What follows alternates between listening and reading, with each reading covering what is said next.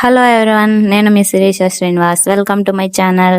Morning లేవగానే Insta reels చూస్తా ఉన్నాను. ఫిష్ కర్రీ కనిపించిందా, మా హస్బెండ్ వచ్చి తిడుతూ వీడియో తీస్తున్నాడు. అది కవర్ చేయడానికి ఈరోజు ఈరోజు సండే కదా, ఏం చేయాలని అడిగాను.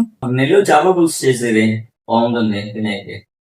వెళ్ళి తీసుకొని అబ్బమ్మ చేస్తాను నీకోసం. సరే వెళ్ళి తీసుకొస్తాను. ఫిష్ కర్రీ అనగానే ఎలా వెళ్తున్నాడో చూడండి, తిట్టడం మానేసి మరి. ఫిష్ కర్రీ అంటే అంత పిచ్చి, ఏం చేద్దాం.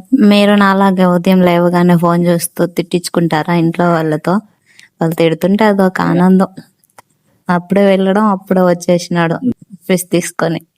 నా మతిమరతో పిసి ముక్కలన్నీ కడగకుండానే కర్రీ చేయడం స్టార్ట్ చేసేసాను. మా ఇంట్లో అయితే చేపల కూర చేయడానికి చేపల దబర్ లేదు, అందుకని చెప్పి ఈ దబర్లో చేస్తున్నా. మీరైతే ఈ దబర్లో చేయొద్దు, చేప ముక్కలన్నీ కిచిడి లాగా అయిపోతుంది. నెల్లూరు చేపల పులుసుకి ఏం కావాలి, ఎలా చేయాలనేది డిస్క్రిప్షన్ లో ఉంది, చూసి చేయండి. హలో, చేప ముక్కలు కడగలేదని చెప్పాను కదా, అట్లానే వేసాను అనుకుంటున్నారా? మా హస్బెండ్ చేత కడిగించి మరీ వేస్తున్నాను.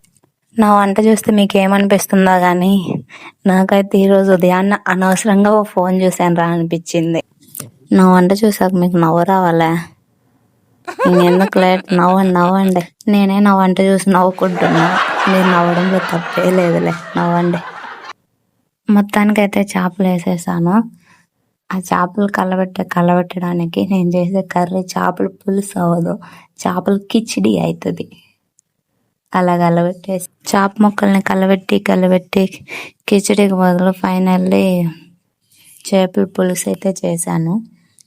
ఫైనల్లీ కర్రీ రెడీ, నెల్లూరు చేపల పులుసు. ప్లీజ్ సబ్స్క్రైబ్ చేసుకోండి ఫ్రెండ్స్.